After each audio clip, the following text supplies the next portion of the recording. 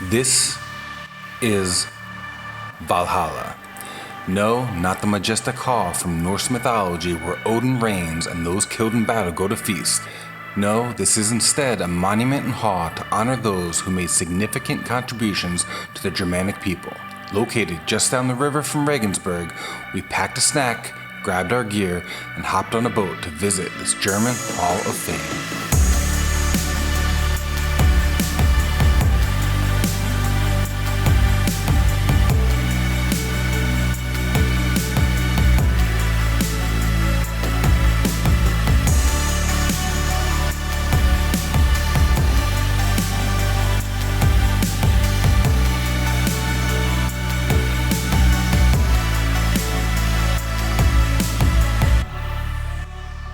So down here in Bavaria, I've watched enough Nauf videos to know that I have to get the buttered pretzel, and I was finally at a bakery and saw buttered pretzels. So Nauf, this one's for you. It's really good. Now, I don't have Nauf skill and level of comparisons with other pretzels, but I'm enjoying this.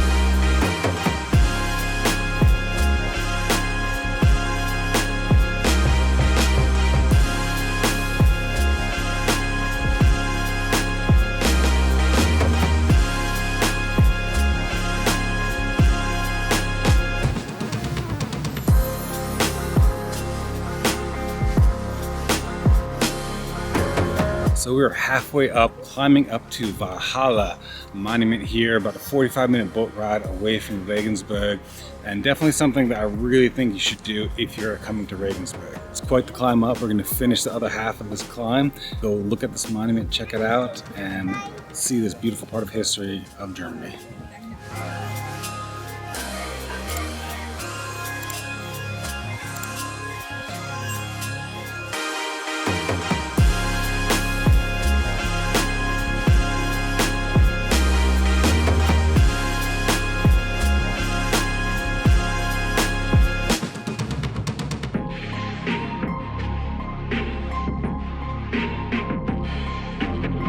Valhalla is a monument to honor the history of the Germanic people.